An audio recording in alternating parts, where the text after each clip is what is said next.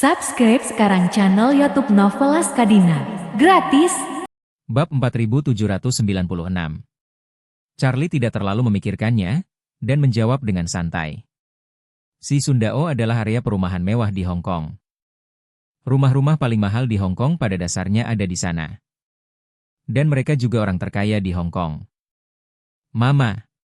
Ketika Elaine mendengar ini, dia segera berseru, tempat ini sangat kuat. Saat berbicara, dia lebih mengagumi kekuatan Phaedra. Dia tidak menyadari bahwa pembohong telah menggunakan kata-kata dan metode khusus sebelum bertemu dengannya. Dalam hatinya, citra orang kaya yang tidak bisa dihancurkan telah terbentuk. Sekarang dia sangat bersemangat, sehingga dia mulai merencanakan rencana perjalanannya untuk periode waktu berikutnya. Pertama bersenang-senang di New York selama 2 hari. Dan kemudian terbang ke Hong Kong, dan kemudian pergi ke daerah yang paling mahal dan kaya di sana, dan menikmati beberapa hari. Pada saat itu, dia harus memposting lebih banyak momen. Dan biarkan orang-orang di Moments melihat baik-baik gaya hidupnya yang tak terkendali. Kali ini Charlie memilih Shangri-La Hotel milik keluarga Wade di New York. Isaac menginstruksikan hotel sebelumnya untuk memesan kamar presidensial untuk Charlie. Setelah check-in, Charlie mengajak Claire dan Elaine untuk makan malam di hotel. Dan kemudian mengajak Elaine mengunjungi pemandangan malam New York bersama Claire. Saat Claire membantu Elaine mengambil foto dengan patung Liberty, Charlie berjalan ke samping dan menelepon Stella. Ketika panggilan terhubung, Stella berkata dengan hormat di ujung yang lain, "Selamat malam, Tuan Wade." Charlie berkata langsung, "Nona Faye, saya menelepon untuk memberitahu Anda bahwa saya sudah tiba di New York. Jika tidak ada kecelakaan, aku akan mengunjungi rumahmu besok malam. Kamu bisa memberitahu Tuan Faye dan biarkan dia menunggu di rumah." Stella berkata dengan penuh semangat, "Bagus sekali. Setelah saya berbagi berita dengan kakek, dia sangat senang dengan kedatangan Anda ke New York. Dan dia hanya bertanya padaku kapan kamu akan tiba di New York." Setelah berbicara, dia buru-buru bertanya, "Tuan Wade, kapan kamu akan datang besok malam?" Charlie tersenyum sedikit dan berkata, "Besok malam sekitar pukul 8. Stella berkata dengan penuh semangat, "Oke, besok malam, saya akan meminta seseorang menyiapkan jamuan makan terlebih dahulu. Jangan repot-repot." Charlie berkata, "Kali ini saya datang bersama istri dan ibu mertua saya. Dan aku akan datang ke sana setelah makan bersama mereka besok malam. Aku tidak akan berada di sana terlalu lama, jadi kamu tidak perlu menyiapkan apapun." Stella berkata dengan sedikit penyesalan, "Kamu datang begitu jauh, dan kamu tidak makan di sini. Saya sangat sedih untuk makan malam di rumah." "Tidak apa-apa." Charlie berkata dengan tenang, "Kali ini aku datang ke New York untuk mengirim ibu mertuaku kembali. Dia akan berangkat dengan penerbangan lusa. Jadi saya berpikir untuk bertemu dengan Pak Tua, jangan terlalu khawatir tentang formalitas." Begitu Stella mendengar bahwa ibu mertua Charlie sedang dalam penerbangan lusa. Dia tahu bahwa itu pasti maskapai penerbangan biasa, jadi dia buru-buru berkata, "T.N. Wade, keluarga Faye memiliki beberapa jet bisnis dan jet pribadi di Bandara New York. Aku akan mengatur pesawat khusus untuk membawa ibu mertuamu kembali." Charlie berkata tanpa ragu-ragu, "Tidak perlu. Ketika dia datang ke sini, pesawat khusus sudah diatur untuknya. Jadi tidak perlu untuk itu saat dia akan kembali. Ibu mertua saya tidak mengerti rutinitasnya. Dia masih harus sedikit lebih membumi, kalau tidak dia akan terlalu banyak melayang. Dan dengan karakternya, jika dia melayang terlalu tinggi, saya tidak tahu dia akan jatuh ke dalam apa di masa depan." Stella tidak bisa menahan tawa ketika dia mendengar ini. Bahkan, ketika dia berada di Cina, dia menyelidiki Charlie dan keluarga istri Charlie. Meskipun dia tidak memiliki kontak dengan Elaine, dia sudah belajar banyak tentang perbuatannya yang luar biasa. Jadi, dia tidak bersikeras lagi, tersenyum, dan berkata, "T.N. Wade, aku akan menunggu kunjunganmu di rumah besok." Keesokan harinya, Charlie dan Claire menemani Elaine berkeliling New York selama sehari. Bab 4797. Saat makan siang, Charlie berbicara dengan mereka berdua. Ada seorang klien di New York yang ingin memintanya berbicara tentang sesuatu di malam hari. Tapi mereka tidak terlalu memikirkannya. Lagi pula, bisnis Charlie sangat bagus sekarang. Dan keduanya telah lama dipersiapkan secara psikologis. Kemudian dia menemani mereka berdua makan malam. Kemudian mengantar keduanya kembali ke hotel dengan mobil. dan kemudian pergi ke rumah pribadi keluarga Fei di Long Island. Awalnya, dia hanya ingin datang untuk melihat Tuan Fei, dan di depan Stella. Beri dia janji yang dia impikan, dan pada saat yang sama biarkan dia memiliki dukungan seumur hidup untuk Stella. Tapi yang tidak diharapkan Charlie adalah mengetahui bahwa dia akan datang. Tuan Fei memberitahu semua orang di keluarga Fei tadi malam. Memerintahkan semua anggota keluarga dekat dari keluarga Fei, dimanapun mereka berada. Mereka harus bergegas kembali ke keluarga Fei untuk bertemu Charlie malam ini dan menyambutnya. Bagaimanapun, Douglas adalah orang nomor 2 di keluarga Fei. Jadi tidak ada yang berani melanggar perintahnya tanpa Stella menyatakan keberatan. Jadi, saat Charlie berkendara ke rumah keluarga Fei, dia terkejut menemukan bahwa orang-orang di kedua sisi jalan adalah semua anggota keluarga Fei.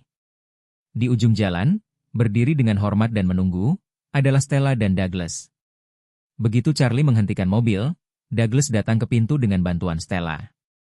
Setelah Charlie turun dari mobil, dia yang pertama memimpin dalam membungkuk. Dan berkata dengan hormat, "Selamat datang Tuan Wade di keluarga Fei." Anggota keluarga Fei di sekitarnya juga berkata serempak, "Selamat datang Tuan Wade di keluarga Fei." Di kerumunan, Charlie juga melihat putra sulung Douglas, kakek Randall, Dawson, dan ayah Randall, Adam Fei. Keduanya berdiri di tengah kerumunan saat ini, dengan ekspresi hormat dan rendah hati yang sama di wajah mereka. Dan mereka tidak bisa lagi melihat arogansi dan dominasi masa lalu. Selain itu, ada beberapa wajah asing yang sepertinya belum pernah terlihat sebelumnya. Charlie tidak menyangka bahwa dia baru saja datang untuk melihat Douglas dan Stella, tetapi keluarga Fei membuat keributan besar. Dia berkata dengan terkejut, "Semuanya, apakah pertempuran ini tidak terlalu besar?"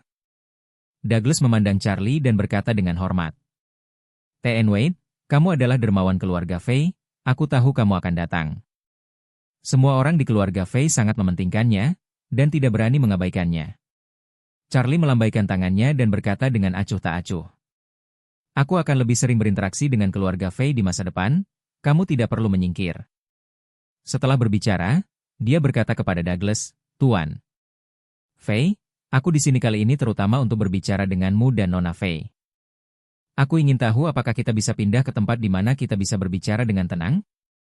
Douglas berkata dengan cepat, "Tidak masalah, silakan datang ke ruang kerja, Tuan Wade." Segera, Stella mendukung Douglas dan berjalan ke villa bersama Charlie. Anggota keluarga Fei lainnya berdiri di sana satu persatu. Mereka tahu bahwa Charlie memiliki sesuatu untuk didiskusikan dengan lelaki tua itu dan Stella. Dan mereka pasti tidak memenuhi syarat untuk mengikuti. Setelah Randall dieksekusi, Charlie menjadi eksistensi yang paling tak tertahankan di mata keluarga Fei. Jadi mereka sekarang berdiri di tempat yang sama, menunggu Charlie keluar. Kemudian dengan hormat mengirimnya keluar dari tanah keluarga Fei. Dan Charlie datang ke ruang belajar bersama kakek dan cucunya. Ketika mereka bertiga berjalan ke rak buku yang berharga, Douglas secara khusus mengatakan, "Tuan Wade, Stella sekarang adalah kepala keluarga Fei. Dan aku juga mewariskan kepemilikan rak buku ini padanya. Jadi, silakan duduk di kursi tamu terhormat tepat di seberang Stella." Bab 4798. Charlie mengangguk ringan, dia mengerti apa yang Tuan Fei katakan. Dan dia hanya ingin memberitahunya bahwa dia telah sepenuhnya dan tanpa pamrih menyerahkan kekuatan keluarga Fei kepada Stella. Konfigurasi kursi rak buku ini agak khusus. Karena hanya ada satu orang di sofa di kursi utama. Sofanya jauh lebih lebar dari kursi tamu di seberangnya, dan juga 10 cm lebih tinggi. Maksud dari desain ini sama dengan kursi naga kaisar. Untuk menonjolkan status kepala keluarga. Stella berkata dengan gugup saat ini, "Tuan Wade, kamu di sini, beraninya aku bisa duduk lebih tinggi darimu. Silakan duduk di kursi utama." Charlie tersenyum sedikit, dengan ringan melambaikan tangannya, dan berkata, "Kamu adalah pemilik rumah ini, tidak peduli siapa yang datang ke sini. Sama saja, jadi kamu yang terbesar di sini, dan aku, tamu, tidak bisa menjadi tuan rumah." Dia kemudian menarik kursi di seberangnya dan duduk tegak. Stella tidak tahu harus berbuat apa, tetapi Douglas, yang ada di samping, berkata, "Stella, kamu harus mengikuti instruksi Tuan Wade." T.N. Wade benar. Anda adalah kepala keluarga Fei. Tidak ada orang lain yang memenuhi syarat untuk duduk di sana. Stella tidak punya pilihan selain menggigit peluru dan duduk. Padahal, etika orang Tionghoa adalah yang paling penting. Sama seperti di meja makan, siapapun yang memiliki status lebih tinggi saat bersulang. Gelas anggur mereka lebih tinggi jika seseorang memiliki kualifikasi dan kekuatan yang tidak mencukupi. Dan masih memegang gelas anggur tinggi-tinggi, mungkin dia akan diberi pelajaran di tempat. Stella tidak ingin kursinya lebih tinggi dari kursi Charlie, dan mau tidak mau merasa kesal. Kenapa aku tidak memikirkan ini sebelumnya, jika aku sudah memikirkannya lebih awal? Aku akan mengganti semua kursi dengan yang sama. Sepertinya aku hanya bisa memperhatikan lain kali. Setelah Stella duduk, Douglas perlahan duduk di sebelah Charlie.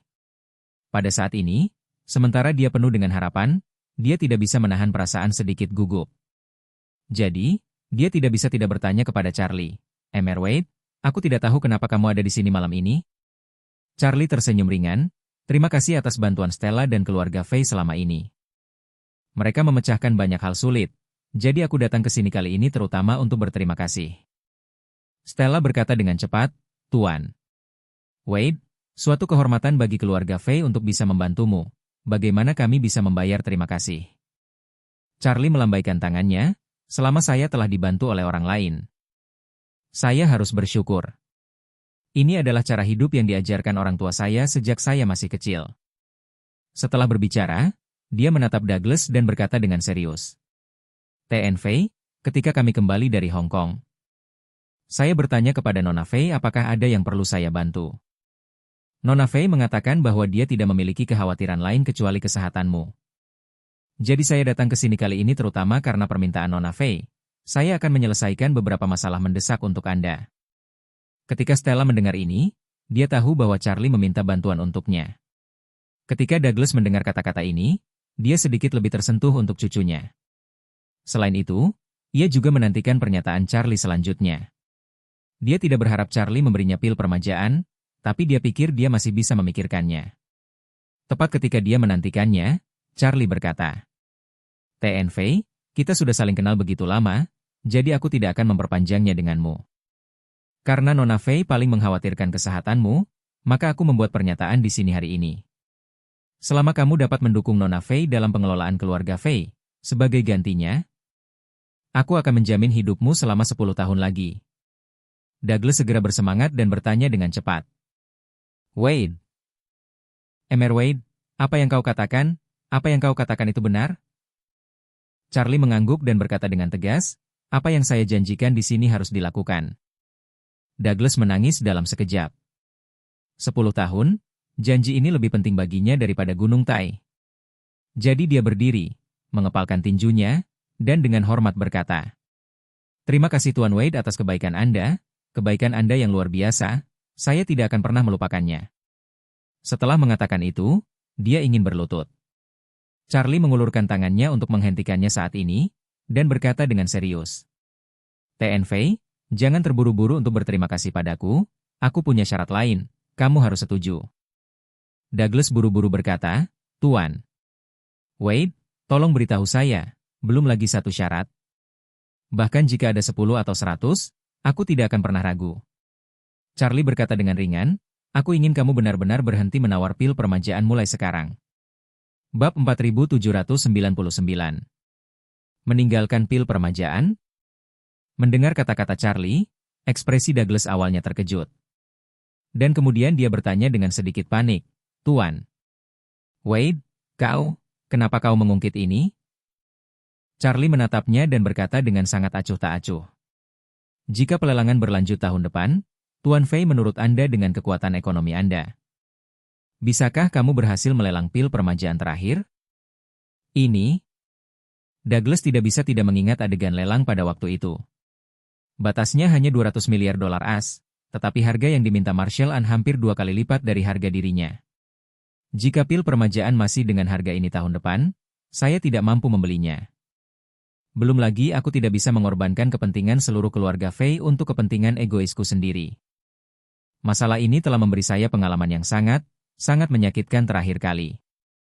Pelajaran yang dipetik, jadi, dalam arti akal, saya tidak bisa membuat kesalahan yang sama untuk kedua kalinya. Ini juga berarti bahwa dia pada dasarnya kehilangan kualifikasi untuk bersaing memperebutkan pil permajaan. Namun, baginya, bahkan jika dia tidak bisa bersaing untuk mendapatkan seluruh pil permajaan, dia setidaknya bisa bersaing untuk keempat atau setengah. Jika dia berhasil memenangkan salah satu dari mereka, dia setidaknya bisa hidup 3 hingga 5 tahun lagi.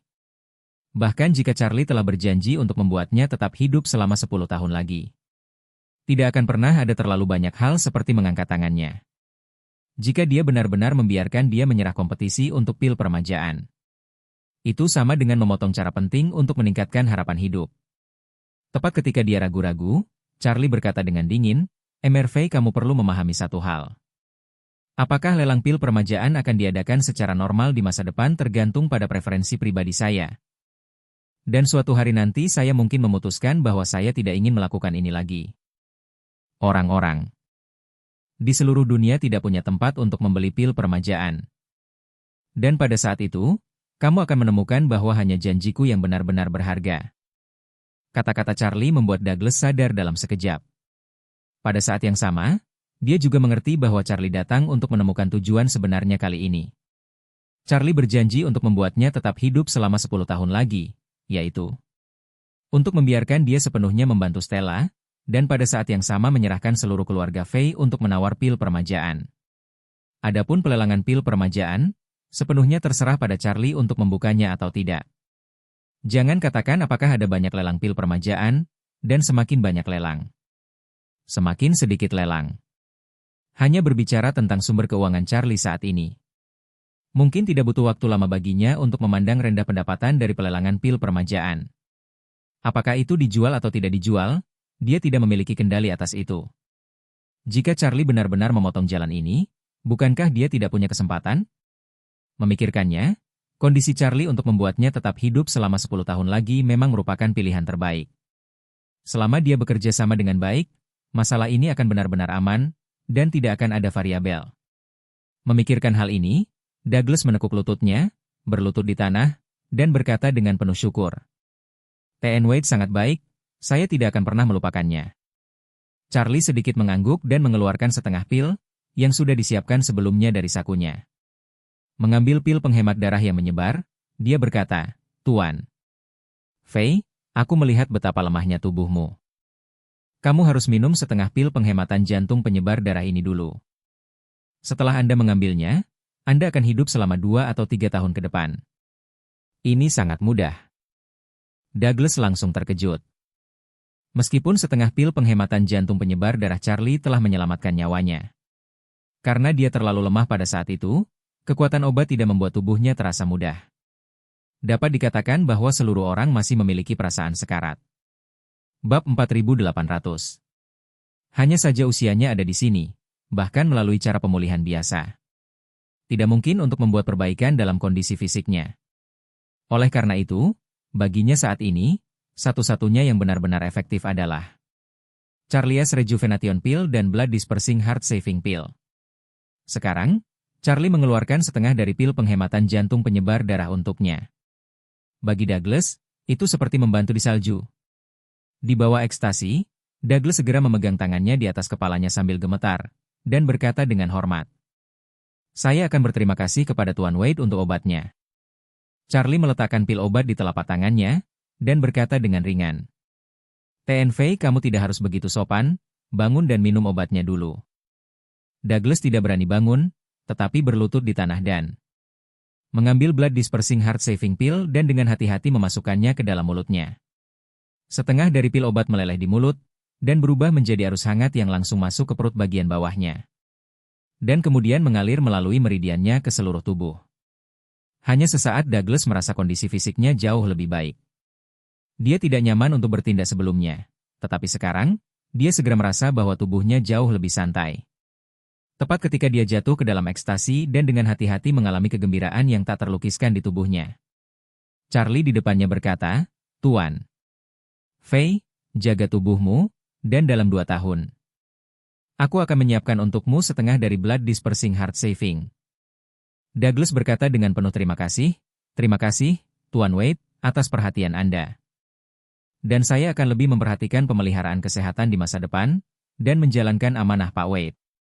Charlie mengangguk, mengulurkan tangannya untuk membantunya berdiri, lalu dia berkata dengan acuh tak acuh, Oke, ini sudah larut, jadi aku akan kembali dulu. Stella tidak bisa menahan diri untuk tidak bertanya. Tuan. Wade, apakah kamu akan segera pergi begitu kamu tiba? Charlie tersenyum, ketika semuanya selesai, aku tidak akan mengganggu kalian lagi. Douglas berkata dengan cepat, Tuan. Wade, jarang datang ke New York. Lebih baik tinggal di rumah selama beberapa hari sehingga Anda dapat menikmati persahabatan Tuan Tanah. Charlie melambaikan tangannya, kali ini saya datang ke New York untuk menemani istri saya membawa ibu mertua saya kembali ke Cina. Ketika kami membawanya ke bandara besok, kami akan kembali ke Providence.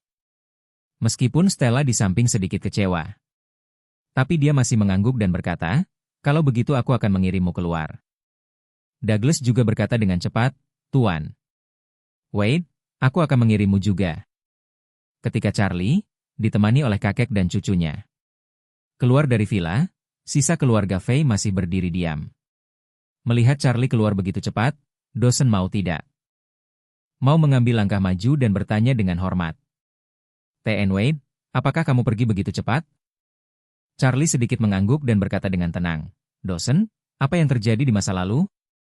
Sudah berakhir, bekerja keras di masa depan, aku percaya keluarga Fay tidak akan memperlakukanmu dengan buruk. Dawson gemetar dalam hatinya, dan dengan cepat membungkuk dan berkata, saya akan mengikuti ajaran Tuan Wade. Charlie tidak berkata apa-apa lagi, dan duduk di dalam mobil. Memulai mobil, dan pergi dari rumah keluarga Fay di bawah pengawasan seluruh keluarga Fay. Setelah dia pergi, Douglas berdiri diam untuk waktu yang lama. Stella di samping tidak bisa tidak bertanya, kakek, ada apa denganmu?